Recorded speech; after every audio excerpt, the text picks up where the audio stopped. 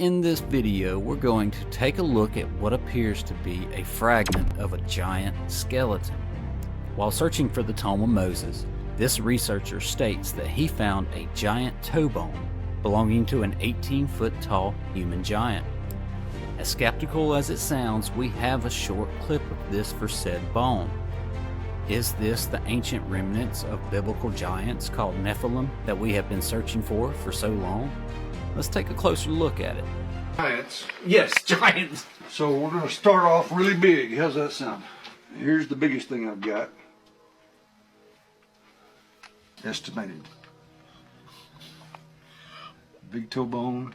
There it is. The giant bone we are looking at is called the distal phalanx. There are two main bones that make up the big toe, the proximal and distal. To put it in perspective, the average length of a distal phalanx in a 6-foot tall human is about 3.5 millimeters. The distal bone he is holding, based on the width of his hand, is roughly 114 millimeters, or 11.4 centimeters, which is about 32 times the size of a typical human. That's huge. To put it in perspective, think about standing next to a giraffe. Adult giraffes on average are 16 to 18 foot tall. Let's take a look at this chart. A 6-foot male would roughly come up to the kneecap of an 18-foot giant. Just picture standing next to a 2-story building for a good frame of reference. I would have immediately shrugged it off as a hoax, but many ancient writings dating back thousands of years mentions these giants. One in particular is the Bible, and some more older ancient texts. In Numbers 13:33 in the Bible, Moses sends spies to Canaan to scout, and they come back saying, "We saw the Nephilim there, the descendants of Enoch that came from the Nephilim.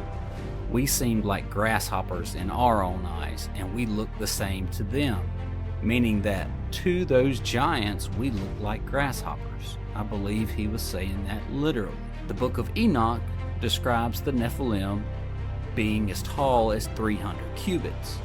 1 cubit is roughly about a foot, a little more. So these giants were like 300 feet tall. It's very hard to even imagine the sheer size of these beings. Now, as always, I recommend doing your own research.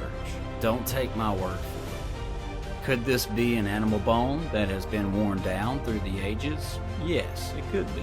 Could this be a totally separate bone of a human? Maybe a pelvic bone that was worn down? It very well could be. All we have is the information in front of us. If you like this content and you want to see more of it, please, guys, like and subscribe and stay tuned so I can keep on bringing you more mysteries of the ancient. Thanks, guys.